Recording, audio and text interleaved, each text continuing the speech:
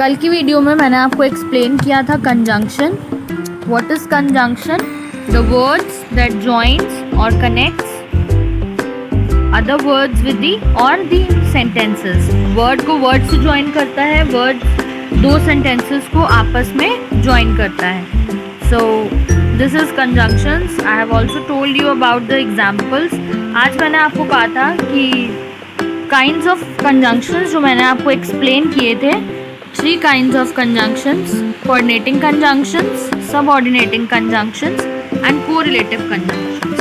तो चलते हैं इनकी एग्जाम्पल्स की तरफ. सबसे पहले आता है coordinating conjunctions. I told you अगर आपको coordinating conjunction समझने हैं तो आपको एक वर्ड है fan boys, ये अच्छे से दिमाग में बिठा लेना है.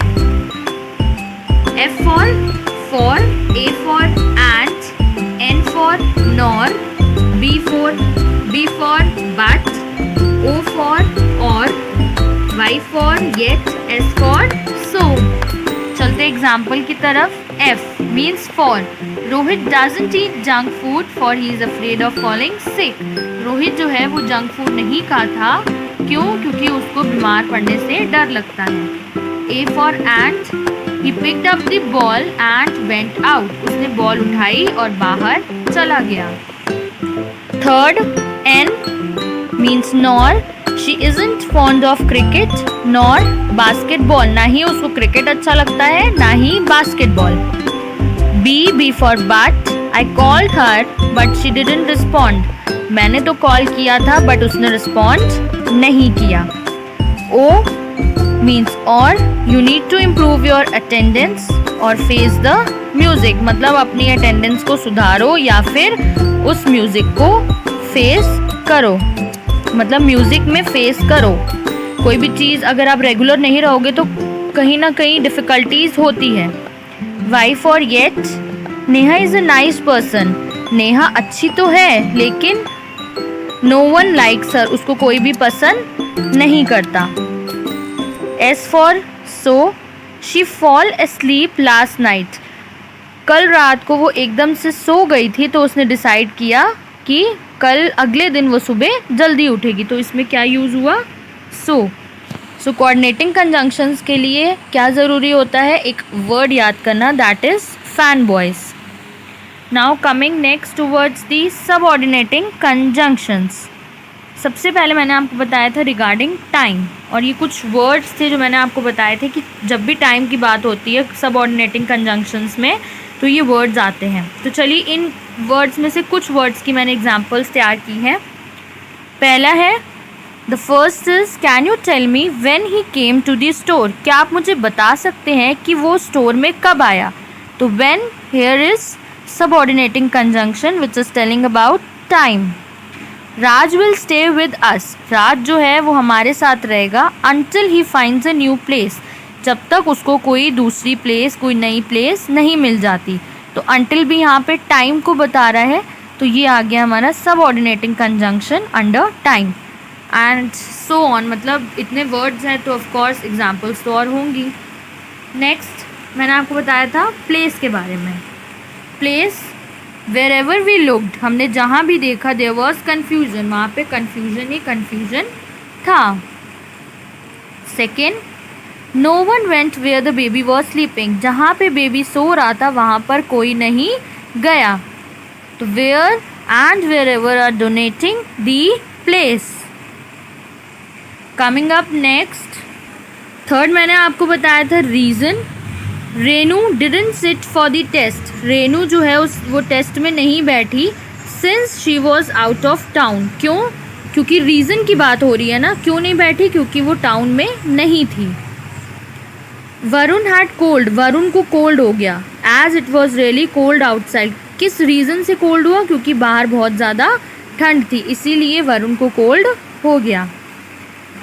Number 4, manner.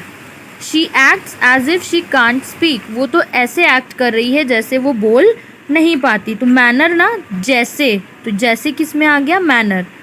She acts as दो शी हैज़ नो कॉन्फिडेंस. ये तो ऐसे बिहेव कर रही है जैसे इसके अंदर कॉन्फिडेंस ही नहीं है. तो एज दो किस में आ गया? मैनर में. रीज़न और मैनर में डिफरेंस होता है। Fifth, come towards the purpose. Rohan is working hard, मतलब किस पर्पस से क्या काम हो रहा है। रोहन जो है वो बहुत ही हार्ड वर्क कर रहा है so that he can score good marks. क्यों हार्ड वर्क कर रहा है? क्योंकि वो अच्छे मार्क्स स्कोर कर सके। तो so that is the for the purpose.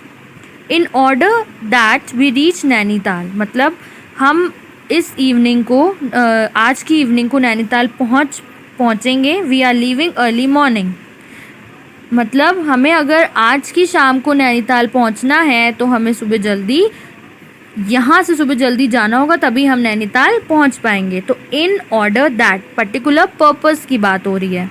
Sentence क्या कह रहा है? In order that we reach Nainital by evening. अगर आप चाहते हैं कि हम लोग शाम तक नैनीताल पहुंच पाए, we are leaving early morning, तो हमें सुबह जल्दी ही जाना पड़ेगा। कहीं जल्दी पहुंचना है तो जल्दी तो निकलना पड़ता है। Now 6, come towards the condition. जब कंडीशन रखी जाती है, if you take the car I take the bike. अगर तुम कार ले जाओगे तो मैं क्या ले जाऊंगी? Bike. If you are hungry, अगर तुम्हें भूख लगी है, then you have some biscuits, तो तुम कुछ बिस्किट्स खा लो। तो ये सब किस में आ गया? कंडीशन में। And at last, come towards the concession. Although I left my home early I was late for class. भले ही मैंने घर से जल्दी निकल गया हूँ, भले ही मैं घर से जल्दी निकल गया हूँ, लेकिन फिर भी मैं क्लास देर से पहुँचा। Although I left my home early I was late for the class. So ये थे कुछ हमारे सबऑर्डिनेटिंग कंजंक्शंस के words with the examples. Now third, correlative conjunctions. Correlative conjunctions में मैंने आपको क्या बताया था कि दो कंजंक्शंस साथ में यूज़ होते हैं एक ही सेंटेंस में, जैसे both and. The company deals in both hardware and software. जो कंपनी है वो हार्डवेयर और सॉफ्टवेयर दोनों में डील करती है, तो बोथ एंड दोनों ही एक साथ एक सेंटेंस में यूज़ हो रहे हैं। ईदर और, I'll eat either carrots और एप्पल्स फॉर डिनर। या तो मैं डिनर में कैरेट्स खाऊंगी या तो एप्पल्स, तो ईदर और। Next, neither nor. She likes neither milk nor coffee. ना ही उसको मिल्क पसंद है ना ही उसको कॉफ़ी। एक ही सेंटेंस में दोनों कंजंक्शंस। वेदर और, do you care whether you have noodles और राइस फॉर डिनर। तुम क्या लोगे डिनर में, मतलब तुम्हें परवाह है कि तुम्हें क्या खाना चाहिए डिनर में, नूडल्स खाने चाहिए या राइस खाने चाहिए। So do you care whether we have noodles और rice for dinner. Coming up next, not only but also. He not only studies hard, वो सिर्फ मतलब मेहनत ही नहीं करता पढ़ाई में, बट ऑल्सो वर्क्स वेल, वो काम भी बहुत अच्छा करता है। तो not only but also. Such that, such और दैट साथ में।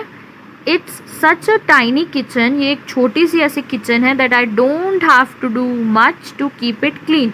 मुझे ज़्यादा साफ़ सफाई इसमें नहीं करनी पड़ती, किचन को साफ़ रखने के लिए मुझे ज़्यादा काम नहीं करना पड़ता।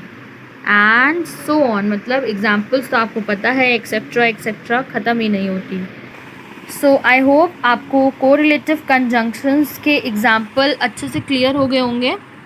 मैं वीडियो के लास्ट में इसकी पिक ज़रूर अपलोड कर दूँगी, तो अगर आप चाहें तो आप अपनी नोटबुक्स में इसको लिख सकते हैं। And I am damn sure ये आपकी हेल्प ज़रूर करेंगे। Coordinating conjunctions, I told you about the fan boys, the subordinating conjunctions, there are different types of situations, time, place, examples according to that, reason, manner, purpose, condition, concession, then correlative conjunctions, and by this I am ending my video. Please stay tuned, stay updated for my next video. It will be on prepositions. I'll surely explain everything about prepositions. अगर फिर भी कुछ ना समझ में आए तो please जल्दी से कमेंट कर दीजिएगा नीचे कमेंट सेक्शन में, तो मैं आपके डाउट्स क्लियर कर दूँगी। अगर अभी भी आपने मेरे चैनल को सब्सक्राइब नहीं किया है, सब्सक्राइब कर दीजिए, लाइक कर दीजिए, कमेंट कर दीजिए, ज़्यादा से ज़्यादा कमेंट करिए और शेयर कर दीजिए। Thank you. And I promise मैं बहुत ही जल्दी, होपफुल इन 1 or 2 days मैं अपनी नेक्स्ट वीडियो अपलोड करूँगी। So stay updated. बाय।